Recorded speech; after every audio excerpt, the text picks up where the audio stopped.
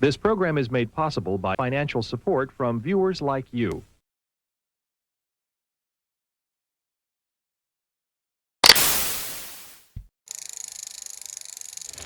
Welcome to the ride.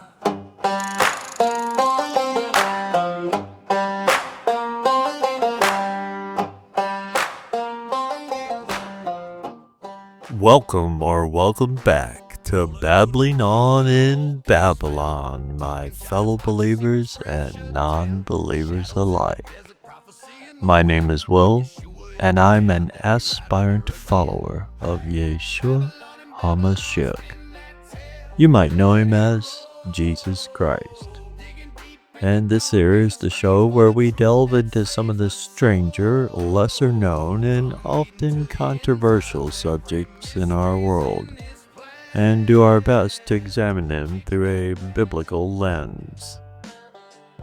Now, usually around here, we're talking about secret societies, strange beliefs, weird history, ancient mysteries, conspiracies, and all manner of things that make people scratch their heads and say, now hold on a second. But tonight, we're doing something a little different. Tonight's subject is personal. Tonight's subject is family. And tonight's subject is a man whose name ended up in school textbooks all across America.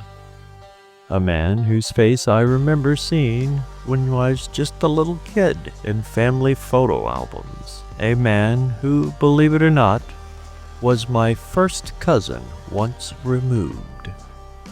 Virgil Ivan Grissom, better known to the world as Gus Grissom. Now, growing up, everybody has those heroes they're told about. Maybe it's a famous athlete.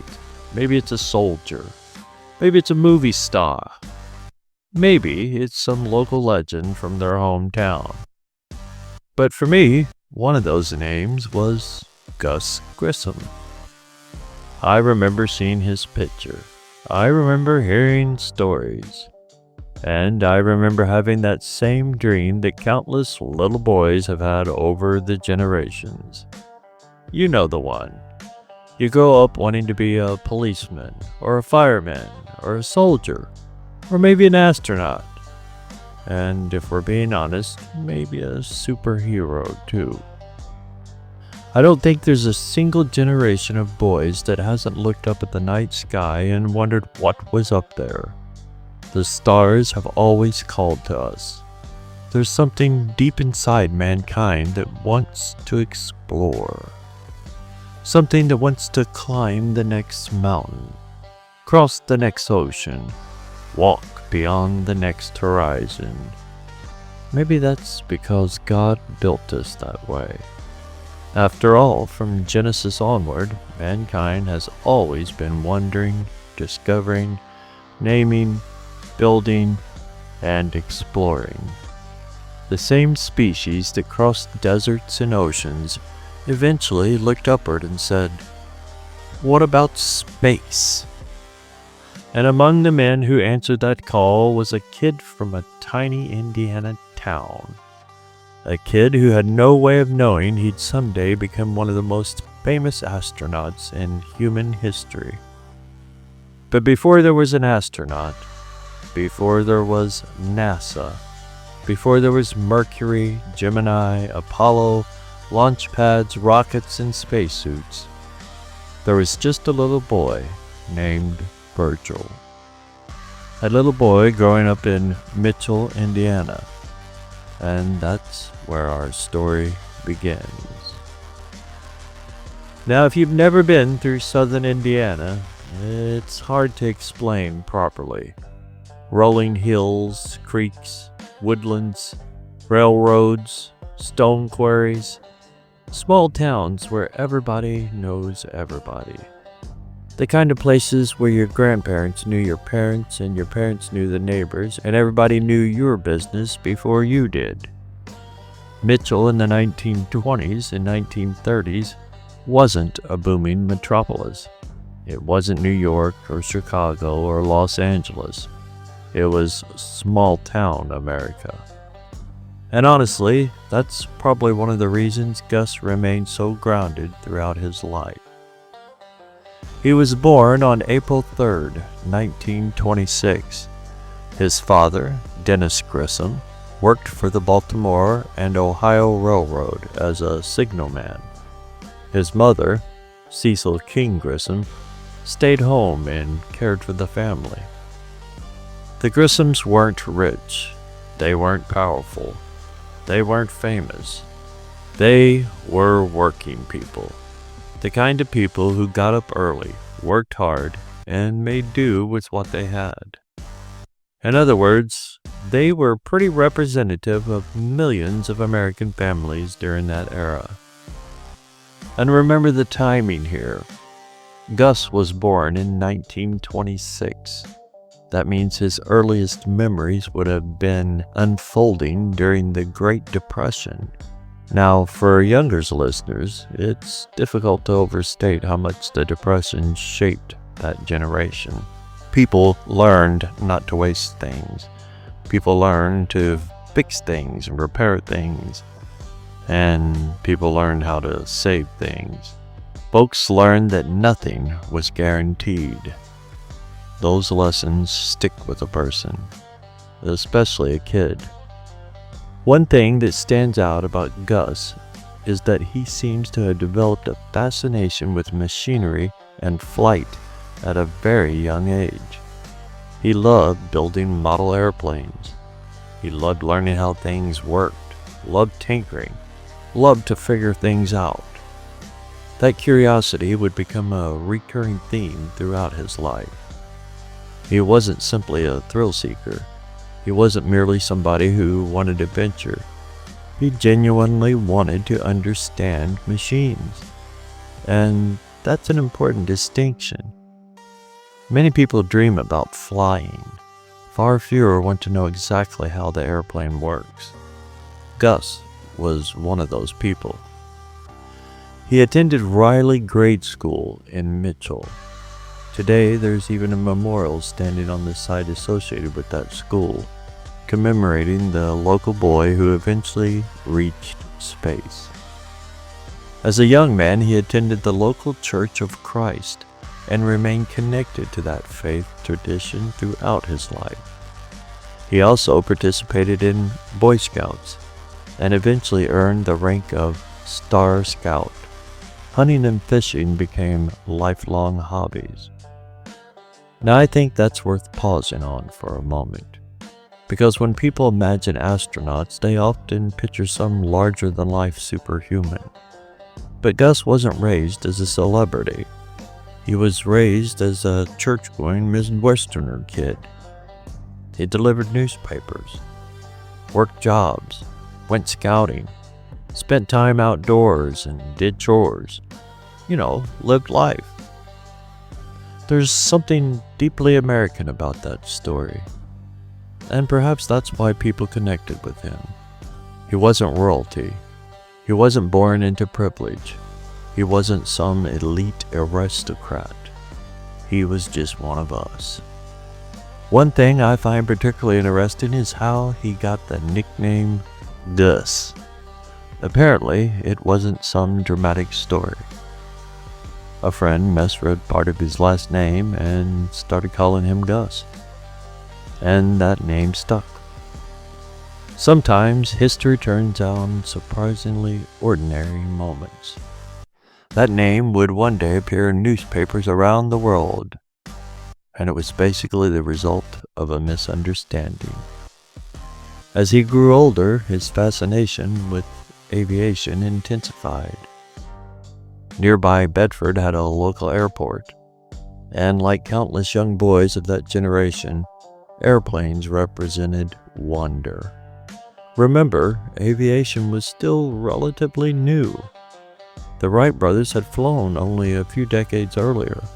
Charles Lindbergh had electrified the nation. Pilots were viewed almost the way astronauts would later be viewed. They were adventurers, explorers, modern pioneers.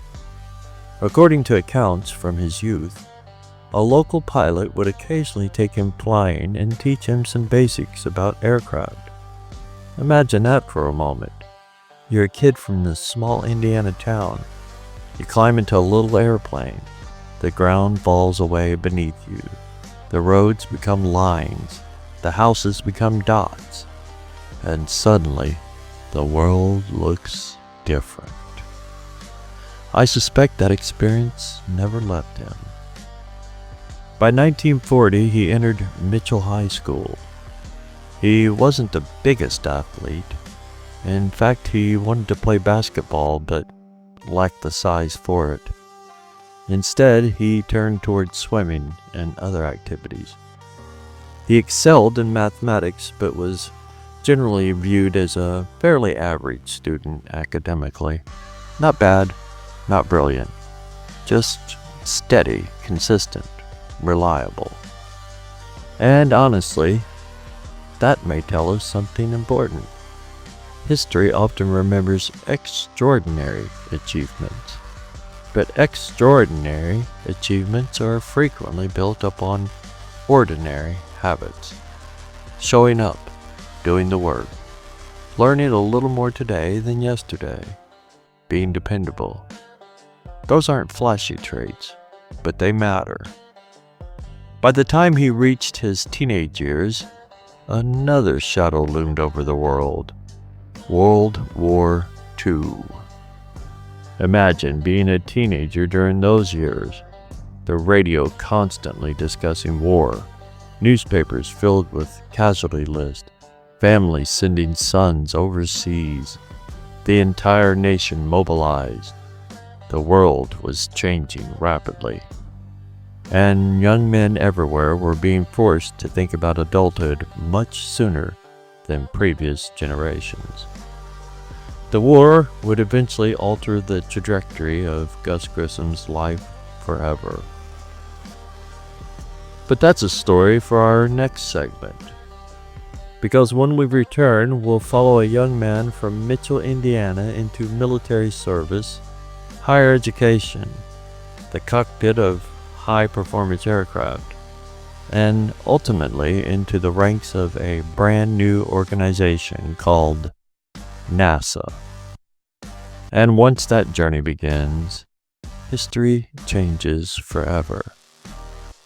But before he became an astronaut, before he became one of the Mercury 7, before he became a national hero, he was simply a boy from Mitchell. And sometimes that's the part of the story most worth remembering. Stick around, folks. I know this one's a little different, but my mother's maiden name is Grissom. So you can kind of see how this one, well, it hits right at home with this old man. So grab you up a snack, some refreshments, and kick back, relax. Listen to this old man babble on in Babylon. Stick around, folks.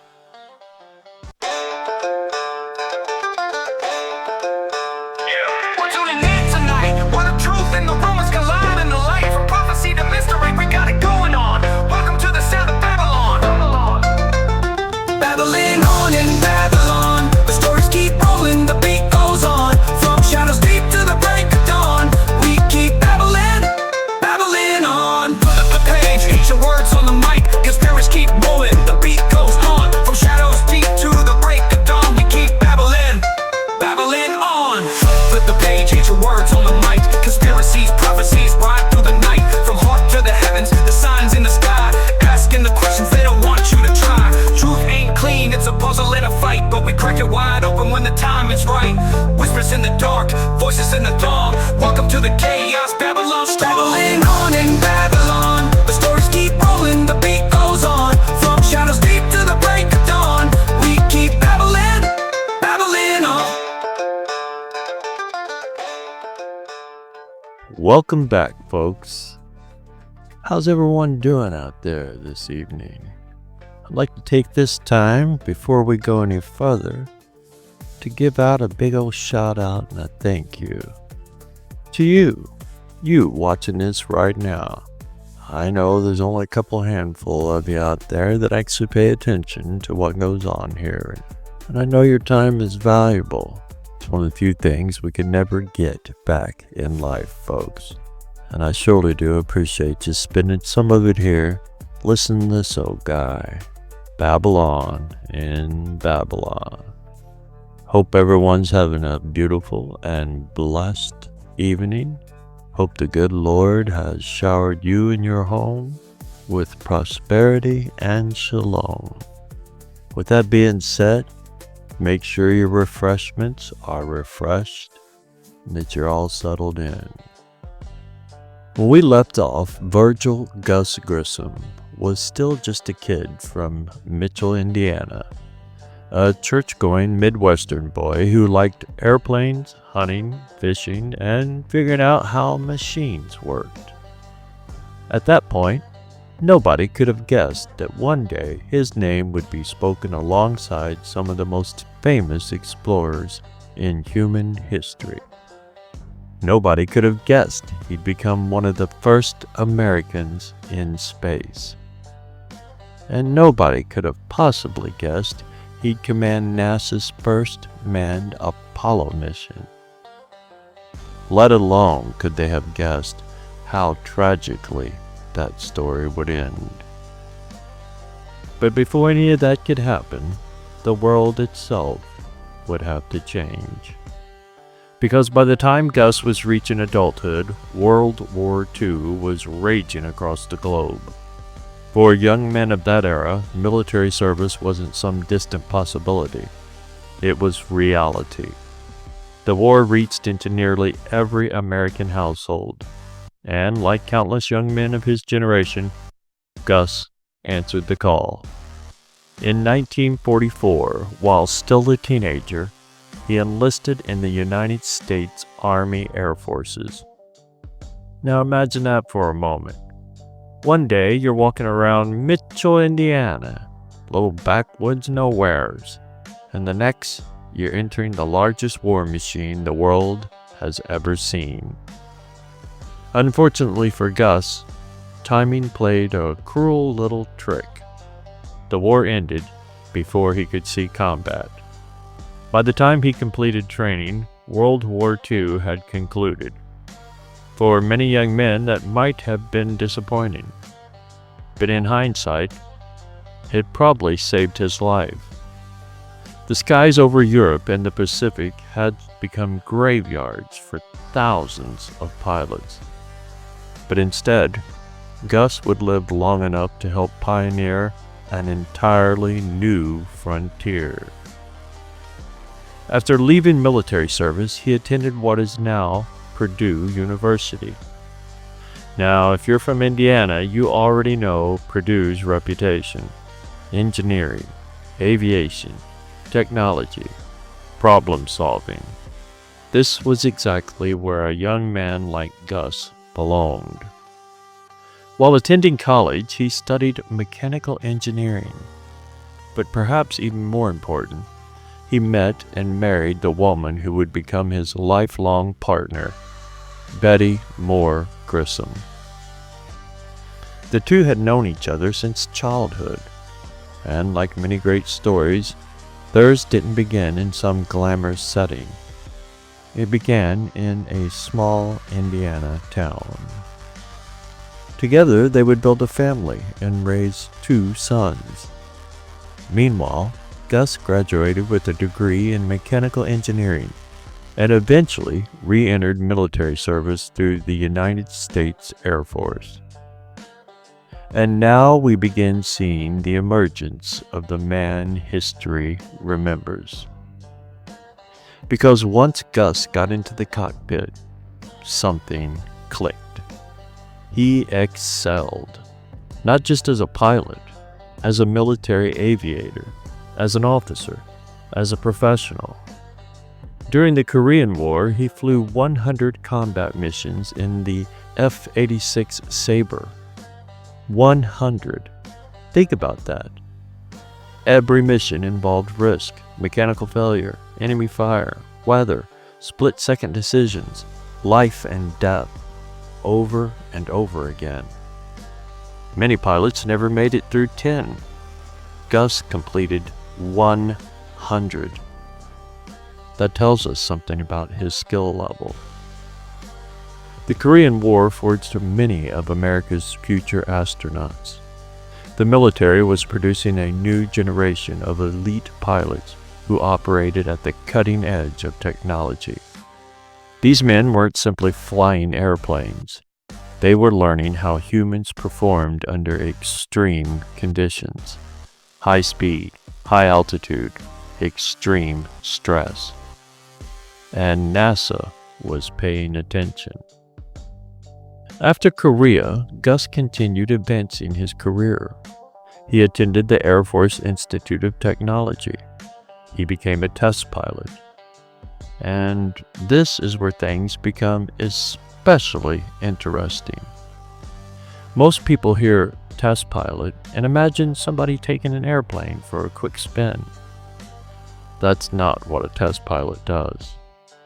A test pilot is part engineer, part scientist, part pilot, and part daredevil. You're flying aircraft that may not be fully understood. You're pushing machines beyond their normal limits. You're gathering data. You're finding problems. Sometimes you're discovering flaws that could kill future pilots. It was dangerous work. Very dangerous work. And Gus excelled at it. In fact, his reputation became so strong that when a brand new civilian agency called NASA began searching for America's first astronauts, Gus found himself on the short list. Now picture the year. It's 1959. The Soviet Union had launched Sputnik. America was scrambling to catch up. Nobody knew what prolonged spaceflight would do to the human body. Nobody knew whether people could even function in space. Nobody knew if America could compete. NASA needed volunteers. Not ordinary volunteers, but the best pilots in the country. The toughest, the smartest, the calmest under pressure. Out of hundreds of candidates, only 7 were chosen. The legendary Mercury 7. And among them was Gus Grissom. Can you imagine what that must have felt like? A kid from Mitchell, Indiana. The boy who built model airplanes. The railroad signalman's son. Now selected to become one of the first human beings ever sent into space. Ever, folks. Suddenly, everything changed. America fell in love with astronauts. They became national heroes overnight. Movie stars in flight suits, modern explorers. The entire country watched their every move. And yet among the Mercury 7, Gus often stood out because he wasn't interested in celebrity. He was interested in the work. He wanted the engineering right. He wanted the systems right. He wanted the mission right. That mindset would eventually make him one of NASA's most respected astronauts. Then came July 21st, 1961. The Mercury Redstone 4 mission. The spacecraft called Liberty Bell 7. Alan Shepard had already become the first American in space. Now it was Gus's turn. Millions watched. The rocket ignited. The vehicle roared skyward. And suddenly, a boy from Mitchell was no longer in Indiana. He wasn't even in the atmosphere. He was in space. For a few brief moments, Gus Grissom became one of the rarest things on Earth. A human being who had left it. The flight was successful. The mission objectives were achieved. America celebrated. And then disaster nearly struck. After splashdown, the spacecraft hatch unexpectedly blew open. Water rushed inside. The capsule began sinking. Gus barely escaped.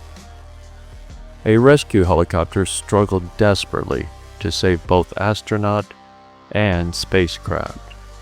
Ultimately, the capsule sank into the Atlantic Ocean, and almost immediately, rumors started. Some suggested Gus had accidentally triggered the hatch. Others implied pilot error. The accusations followed him for years. But what many people don't realize is that fellow astronauts largely believed him when he insisted he hadn't touched the mechanism. Eventually, evidence would strongly support this version of events. But for now, a shadow had been cast over what should have been a triumphant mission. The thing about Gus, though, was that he didn't quit. He kept working, kept flying, kept proving himself, and NASA kept giving him greater responsibility. Because inside the agency, people knew his value. Then came the Gemini program, and this is where Gus truly cemented his place in history. In 1965, he commanded the Gemini 3 mission. That might not sound impressive today, but at the time, it was revolutionary. Gemini represented the bridge between the early Mercury flights and the future moon landings. Everything NASA needed for Apollo had to be tested. Orbital maneuvering, rendezvous techniques, long-duration spaceflight, advanced spacecraft operations. Gemini 3 became America's first manned orbital maneuver mission, and Gus Grissom commanded it. Not only that, he became the first human being ever to fly into space twice. Think about that. The first person in history to leave Earth twice. That alone should guarantee his place in the history books. And there was another famous moment. One of the most famous astronaut stories ever told. The corned beef sandwich. Fellow astronaut John Young secretly smuggled a corned beef sandwich aboard Gemini 3.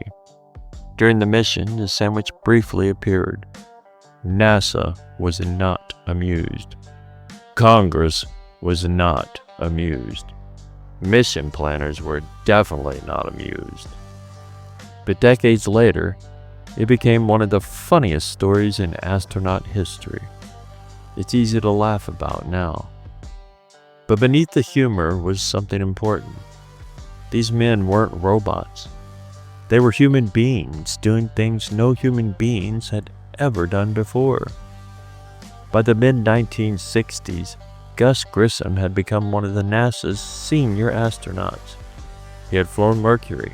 He had flown Gemini. He possessed combat experience, test pilot experience, engineering expertise, and leadership ability. There were very few men on Earth with a resume that impressive, and NASA knew it. Which is why, when the Apollo program began taking shape, Gus received one of the most important assignments imaginable: command of the first crewed Apollo mission, Apollo 1. This wasn't just another flight.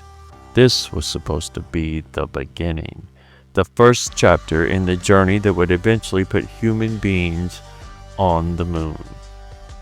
NASA trusted Gus to lead it. That fact alone tells you how highly he was regarded. By now, he had become much more than an astronaut. He was one of the architects of America's path to the moon. But behind the scenes, there were problems. Technical problems, engineering problems, schedule pressure, communication issues, equipment concerns, and Gus noticed them. Other astronauts noticed them. Engineers noticed them. The race to the moon was accelerating, and not everything was ready. One of the most famous stories from this period involves a lemon. After repeated frustrations with spacecraft issues, Gus reportedly hung a lemon on an Apollo simulator, a symbol that something wasn't working correctly. The image became legendary.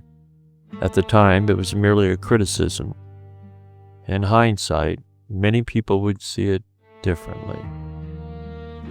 Then came January 27th of 1967, a routine launch rehearsal. Nothing spectacular, nothing dramatic, no rocket launch, no trip into space, just a test on good old safe ground. The sort of thing conducted countless times.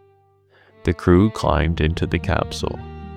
Gus Grissom, Ed White, Roger Chaffee. 3 experienced astronauts, 3 husbands, 3 fathers, 3 Americans preparing for the next great chapter in human exploration. Then suddenly, fire, a flash, confusion, smoke, panic. Within seconds, the capsule became an inferno. The pure oxygen atmosphere transformed a small ignition source into a raging blaze. The crew fought desperately to escape. Ground personnel fought desperately to reach them, but the fire spread faster than anyone imagined possible. In mere moments, all 3 men were gone. The nation was stunned. NASA was stunned. The world was stunned. The first crew of Apollo had never even left the launch pad. And just like that, one of America's greatest explorers was dead. The boy from Mitchell, the combat pilot, the Mercury astronaut, the Gemini commander, gone at 40 years old. A life of extraordinary achievement ended in a matter of seconds. But death rarely ends a story. Sometimes it begins another one. Because almost immediately questions emerged. Questions about the spacecraft. Questions about NASA. Questions about responsibility. Questions about what really happened inside Apollo 1. And before long, those questions would evolve into something much larger. Something much more. Something far more controversial. Something that remains debated by some people even to this day. And that, my friends, is where we'll pick up in segment 3. The conspiracies surrounding the death of Gus Grissom. Hang in there, folks. Well, you know what time it is. Every old country gathering had that moment. The basket made its way down the aisle. It's how the lights stayed on and the doors stayed open. These days, it looks a little different. If this video brought you any value, follow over on Rumble. Share it with someone who might need it. If you want to support directly, there's PayPal for a one-time gift, Ko-Fi for a few extras, and Patreon for the deeper content that doesn't always fit neatly here. And if all you can do is share it, that matters more than you think. Thank you. Truly. Alright, back to the show.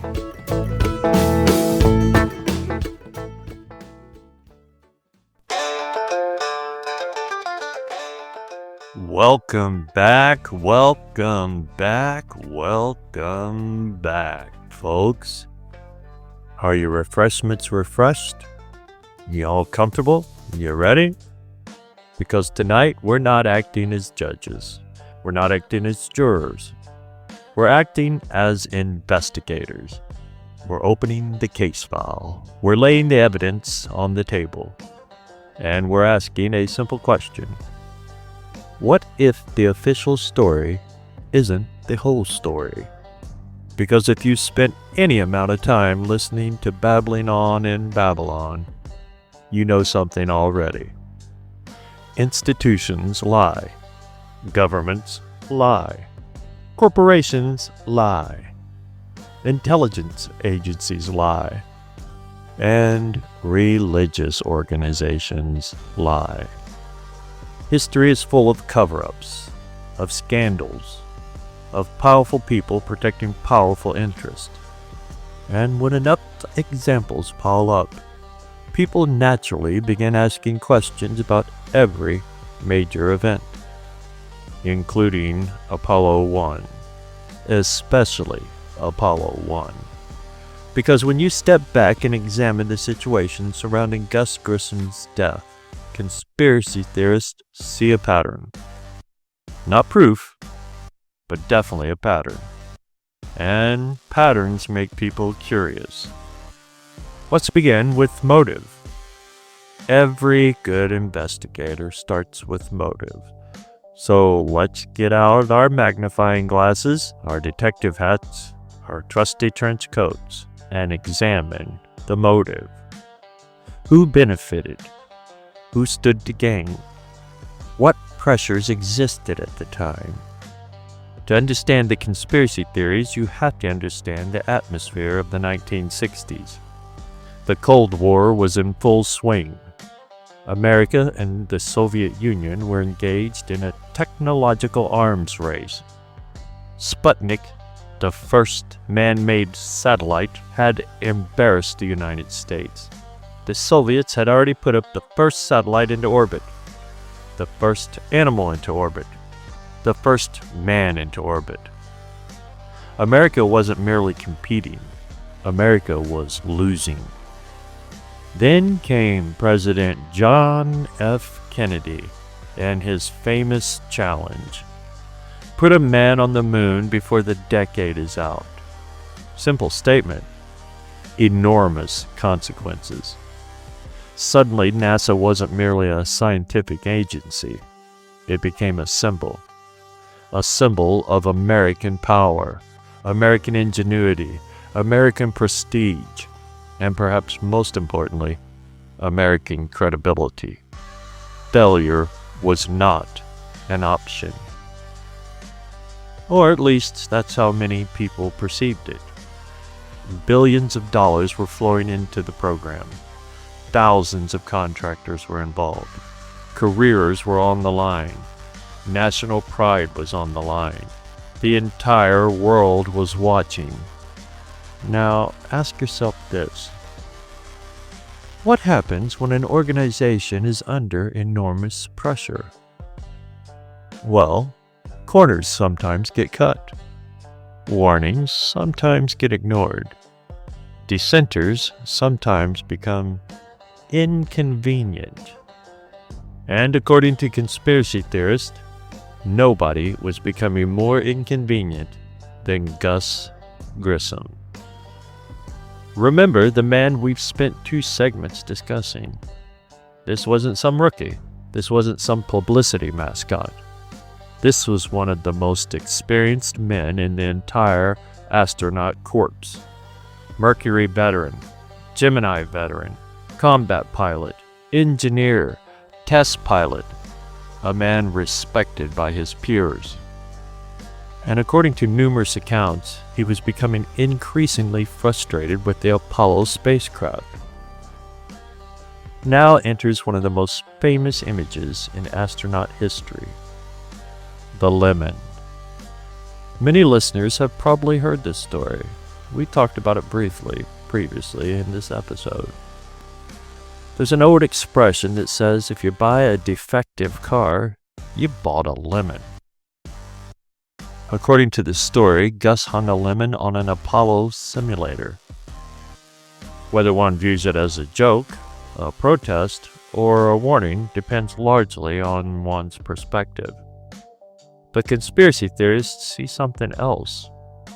They see a whistleblower.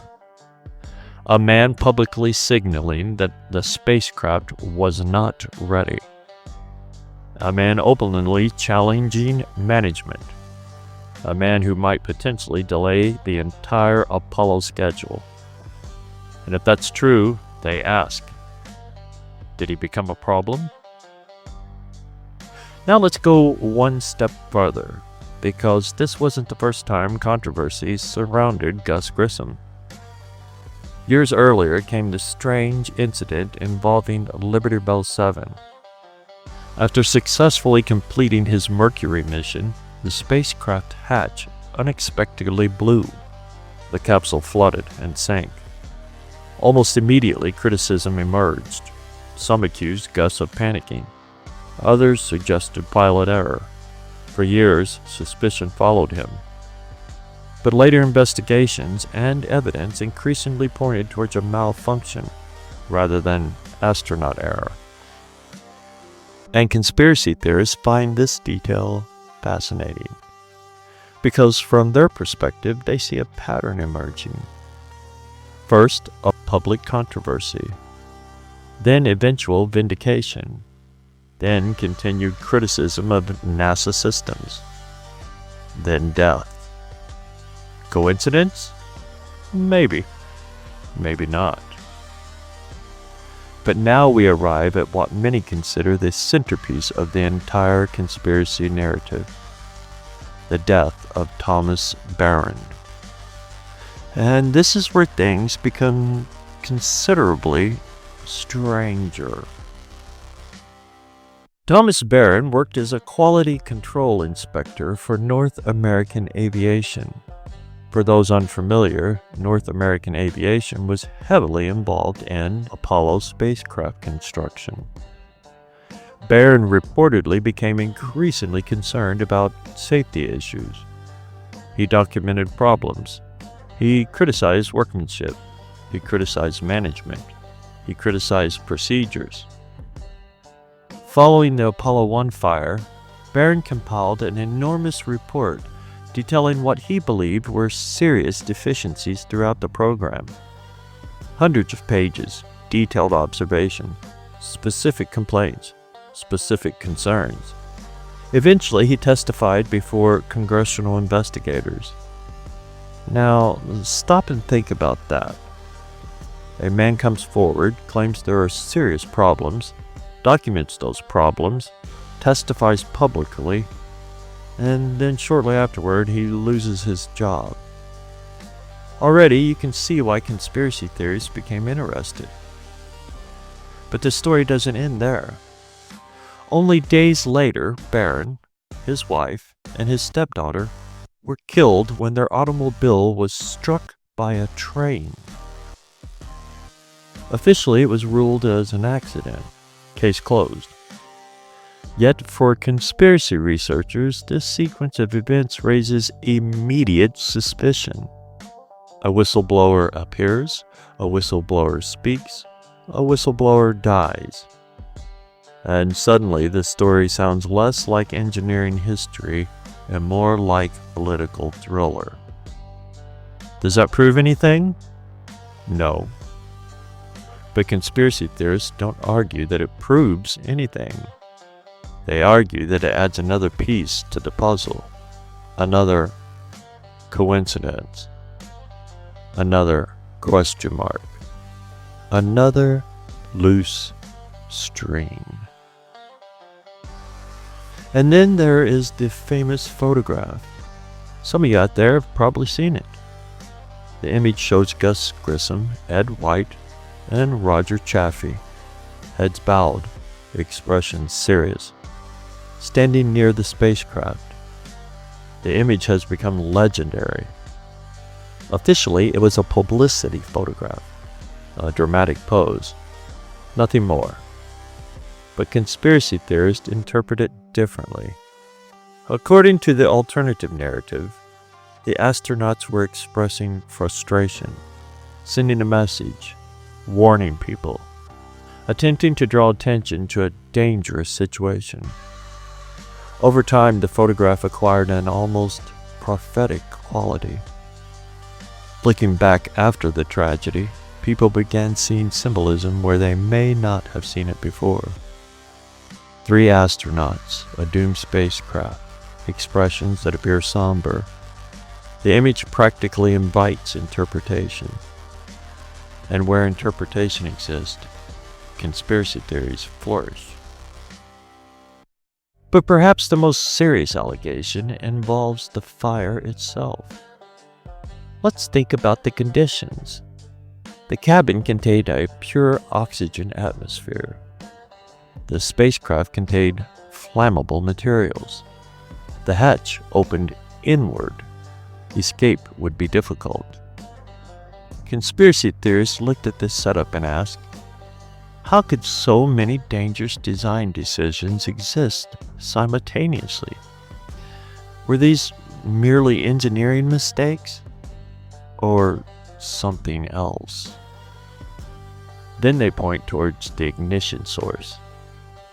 Official investigations identified likely electrical causes, damaged wiring, electrical arcing, technical failures. Yet conspiracy advocates ask a different question. What if the ignition source wasn't accidental? What if somebody introduced it deliberately? What if a spark was intentionally created inside an environment already primed for disaster? The theory proposes that whoever designed the sabotage understood something crucial. In a pure oxygen environment, a tiny ignition source could become catastrophic almost instantly. No bomb required, no dramatic explosion required, only a spark. And because the spacecraft already contained known hazards, investigators would naturally conclude that an accident had occurred. The perfect cover, according to the theory. Now let's widen the lens even further. Because Apollo 1 does not exist in isolation. Many conspiracy researchers connect it to broader suspicions surrounding NASA itself, particularly among those who examine the unusual personalities and origins connected to early American rocketry.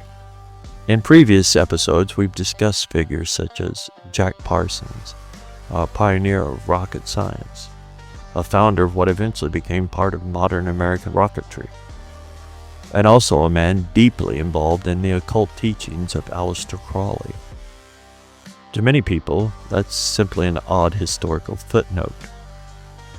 To conspiracy theorists, it's something more.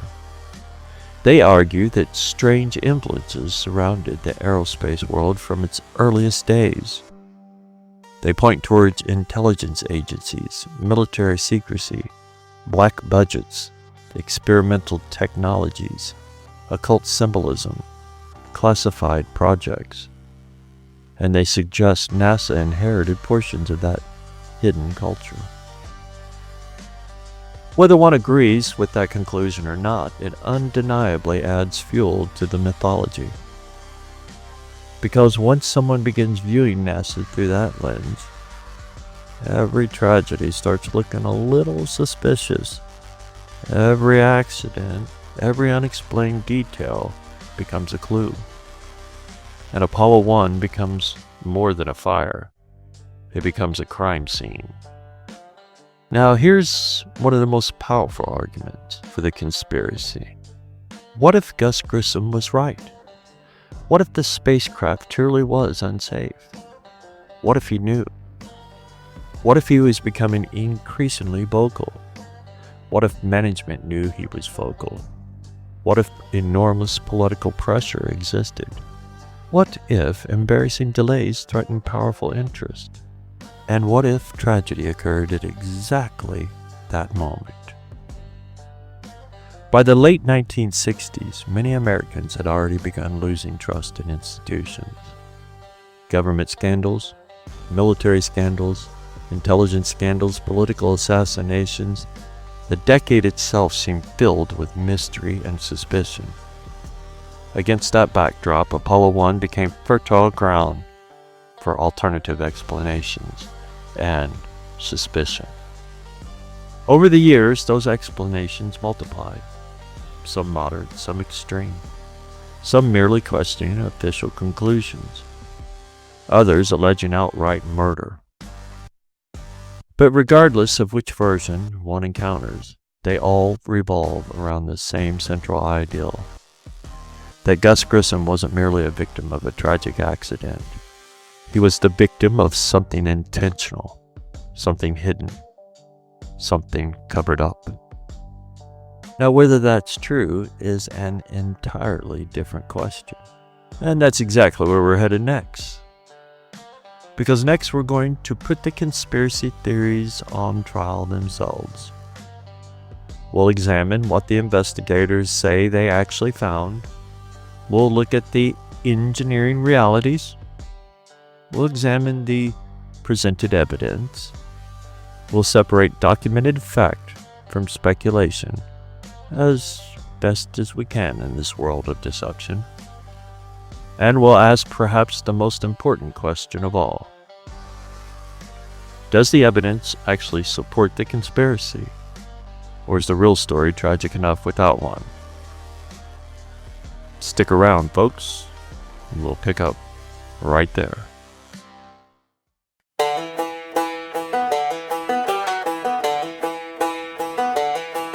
Well, now gather around, children, pull up a chair. Got a story about a rockin' man and a whole lot of questions hanging in the air.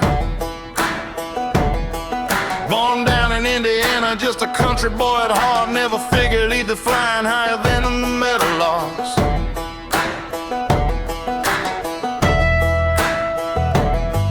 Everybody's got a hero when they're just knee-high and small. A soldier, a fireman, maybe somebody who can fly above it all. And for me it was old Gus Grissom, name I heard since I was young.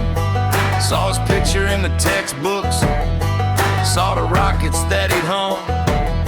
Now he flew through war and thunder, flew them jets through Korean skies. Then Uncle Sam come calling, said, son, how'd you like to touch the stars tonight? Mercury, Gemini, one of the first men to leave this world behind. And the whole world watched as he climbed that fiery ladder straight up through the clouds like Elijah in a rocket ship.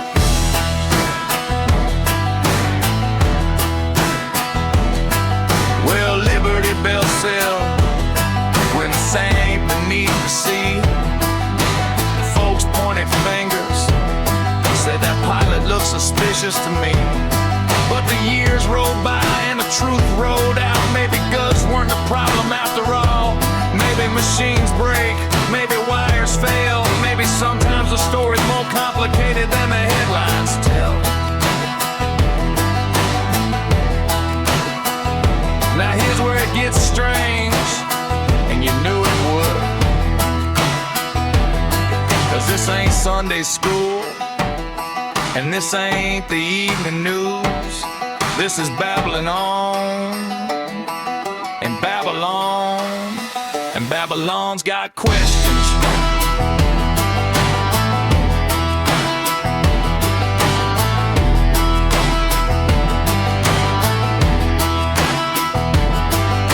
Who built the tower? Who laid the bricks? Who benefits when ordinary folks don't look too close at things? NASA says one thing, conspiracy says another. Everybody's got a theory, everybody's got a brother who knows a guy, who knows a guy, who swears he knows the truth. Well, maybe he does, maybe he don't. Now Gus had complaints, that's a documented fact. Hung a lemon on a simulator, basically said y'all better get your act together. Then came Apollo 1, January 27th, 1967. 3 men climb aboard, thinking they're headed for the future. Instead they met eternity. Fire in the cabin, smoke in the darkness. 3 good men gone before the rocket ever left the ground. And the questions started falling like rain on a tin roof. Was it negligence? Was it pressure? Was it politics?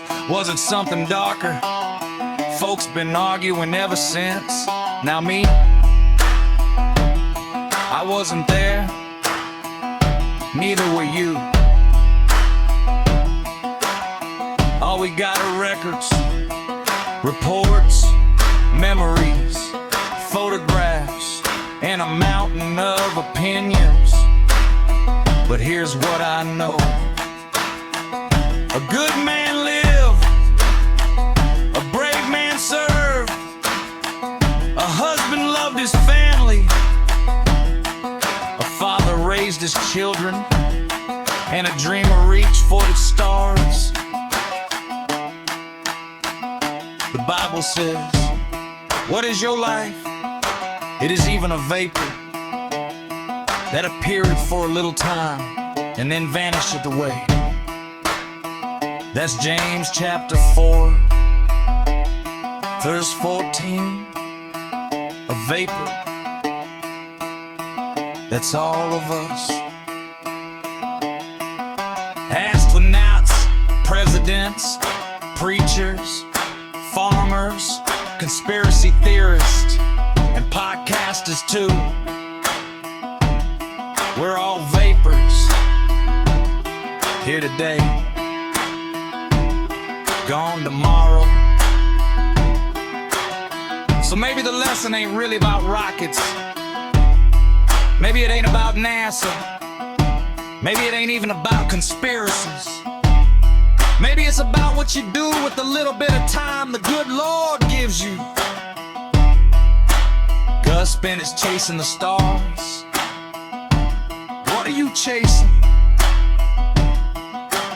Banjo picks and rocket ships, moon dust and mystery, truth and questions, faith and history. Babbling on in Babylon, just trying to make some sense of a world that's gone half crazy and a sky that's still immense.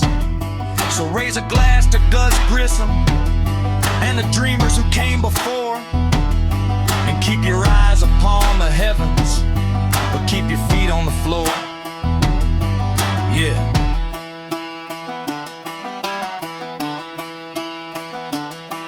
Keep your eyes upon the heavens, but keep your feet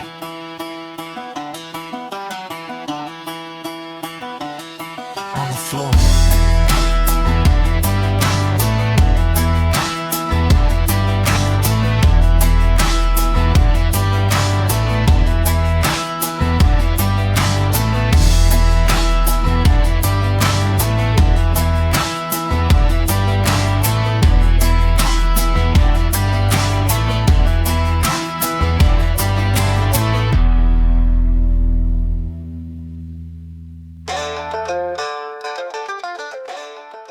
Welcome back, everyone.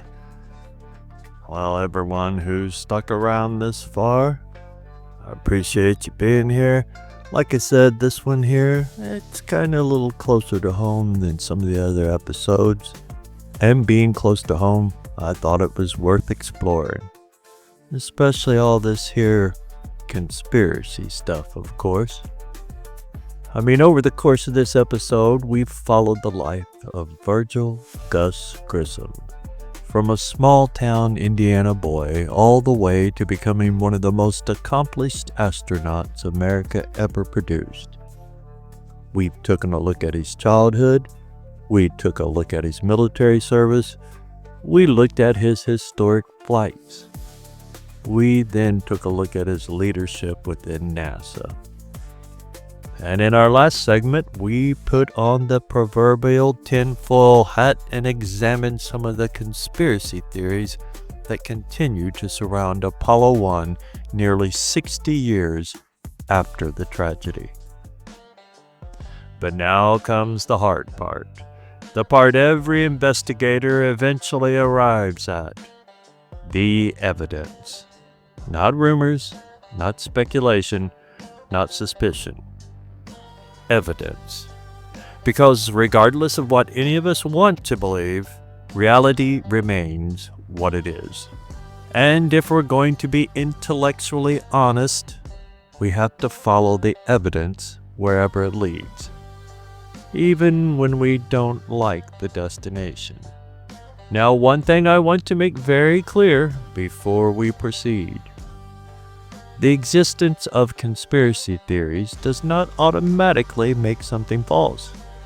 History contains tons of real conspiracies. Governments have covered things up. Corporations have hidden information. Powerful institutions have lied. Anyone who studies history knows this. You don't need any conspiracy theories. So the mere fact that somebody questions an official narrative does not make them foolish, nor does it make them irrational. The question isn't whether conspiracies exist. The question is whether this particular conspiracy is supported by evidence. And that's where things become interesting. Because after the Apollo 1 fire, NASA launched one of the most exhaustive investigations in its history. Congress became involved. Independent reviews were conducted. Thousands upon thousands of documents were examined. Witnesses were interviewed. Engineers were questioned. Contractors were scrutinized. The spacecraft itself was studied in painstaking detail. And what investigators found was not a murder plot. What they found was something arguably more frightening. A chain of failures, one after another, like dominoes. The first issue involved the atmosphere inside the command module. Now, to modern ears, this sounds insane. But at the time, NASA was using a pure oxygen environment during ground testing. Not oxygen-rich, pure oxygen, at higher than atmospheric pressure. And that decision dramatically increased fire risk. Under normal conditions, many materials burn slowly. Some barely burn at all. But inside a pure oxygen environment, those same materials can ignite violently. A small spark can become an inferno in seconds.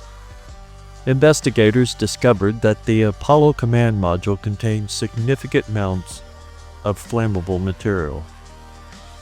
Velcro, nylon, netting, protective coverings, wiring insulation, countless small components that individually seemed harmless, but collectively created a dangerous environment.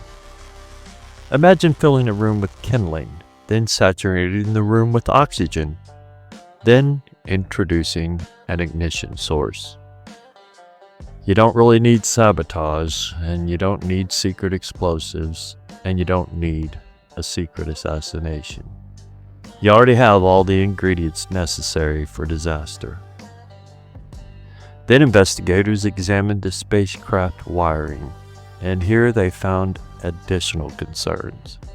The Apollo spacecraft contained miles upon miles of electrical wiring, much of it routed through cramped areas. Some wiring had experienced wear, some had experienced abrasion. Some areas presented opportunities for electrical arcing. The exact ignition point was never determined with absolute certainty, but investigators concluded that an electrical malfunction was the most probable source. Somewhere inside that complex maze of wiring, a spark likely occurred, and inside a pure oxygen environment, a spark was all it took. The fire spread with astonishing speed. Not minutes, seconds. The crew transmitted reports of flames, ground personnel scrambled, emergency procedures began, but events were moving faster than human beings could react. Then another design flaw revealed itself. The hatch. Now, remember some of the conspiracy arguments we discussed previously? One of the reasons those theories gained traction is because people looked at the hatch design and said, how could anyone think this was acceptable? And that's actually a fair question. The hatch opened inward. Under normal conditions, it already required multiple steps to remove. But during the fire, pressure inside the cabin rose rapidly. That pressure effectively sealed the hatch shut. Even if the astronauts had reached it immediately, opening it became nearly impossible.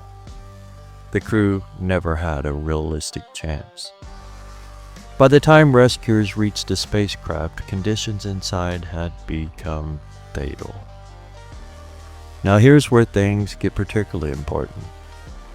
If NASA were attempting to hide serious flaws, the aftermath represents a very strange way to do it, because the investigation openly identified numerous design failures. NASA did not emerge from Apollo 1 looking heroic.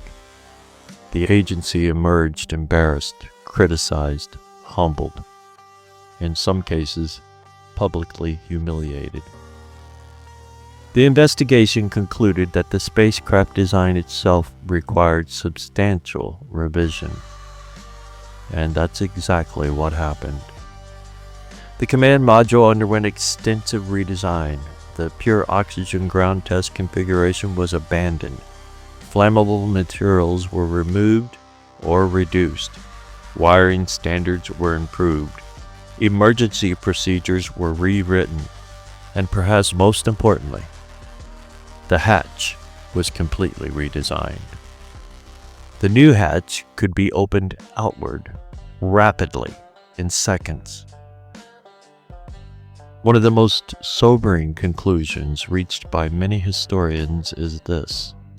The Apollo astronauts who eventually reached the moon may very well owe their lives to lessons learned from Apollo 1.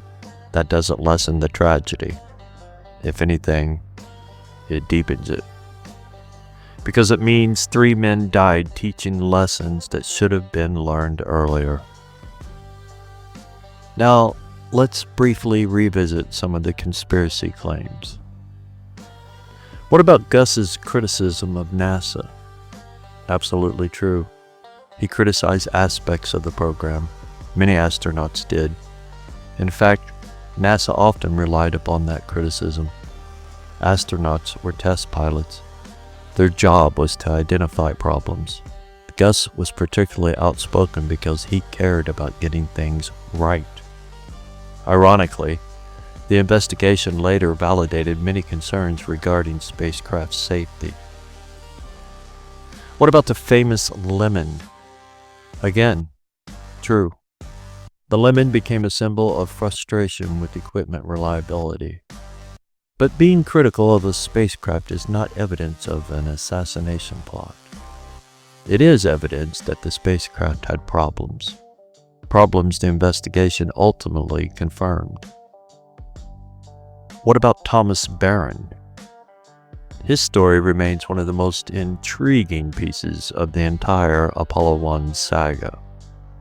His death was officially ruled an accident.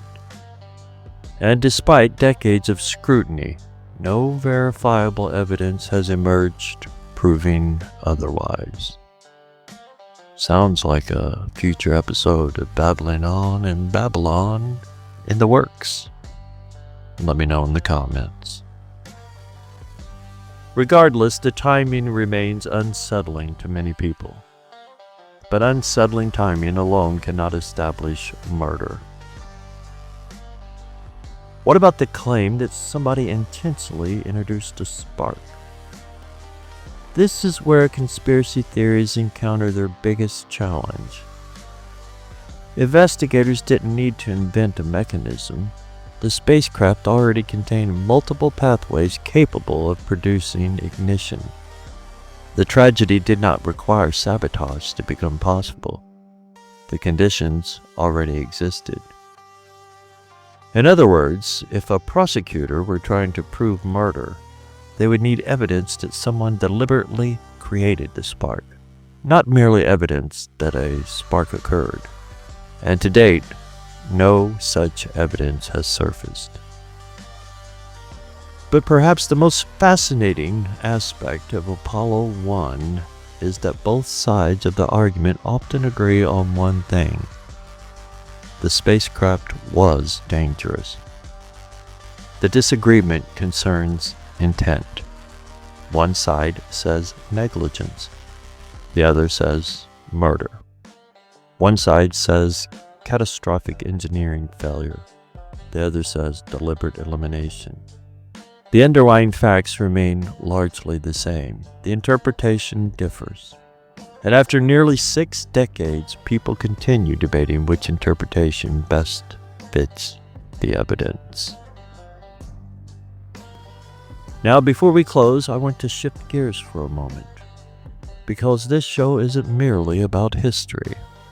It's not only about conspiracies. It's not merely about strange stories.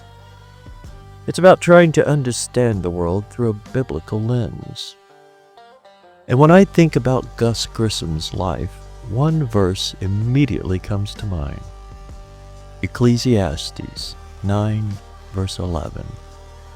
The race is not to the swift, nor the battle to the strong, neither yet bread to the wise, nor yet riches to the men of understanding, but time and chance happeneth to them all. Think about that. Here was one of the most capable men in America, a combat pilot, an engineer, an astronaut, one of the most highly trained individuals on Earth. And yet, even he could not escape the reality that all human beings face. Life is fragile. None of us are guaranteed tomorrow. Whether we're a farmer, a factory worker, a preacher, a president, or an astronaut. The Bible repeatedly reminds us that our days are ultimately in God the Most High's hands. And I think that's one of the reasons stories like Gus Grissom's continue resonating with people. Because underneath all the rockets and spacecraft and engineering diagrams, we're looking at something deeply human. A man pursuing a dream. A man willing to risk everything to explore the unknown. A husband, a father, a son, a friend, a fellow image bearer of God. And while conspiracy theories may continue for another 100 years, one fact remains unchanged. Virgil Gus Grissom helped open the door to space. He helped push humanity beyond the boundaries of Earth. He helped make the moon landings possible. I know, if the moon landings happen. And his legacy continues to inspire dreamers, explorers, engineers, pilots, and little kids staring up at the stars. Including one little boy from Indiana who used to see his picture in textbooks and hear family stories about the astronaut who came from the same roots as he did. Maybe that's ultimately why we tell stories like this. Not because they answer every question, but because they remind us what ordinary people can accomplish when they answer an extraordinary calling.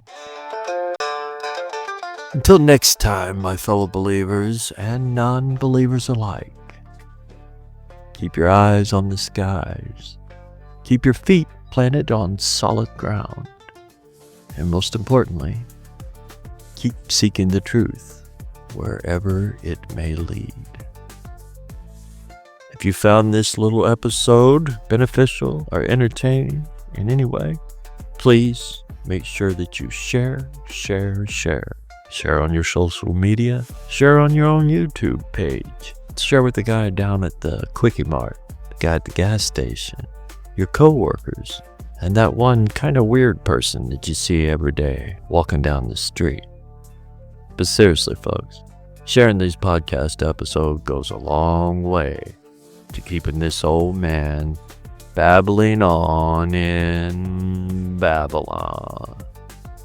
Until next time, folks, Abba willing, shalom, shalom.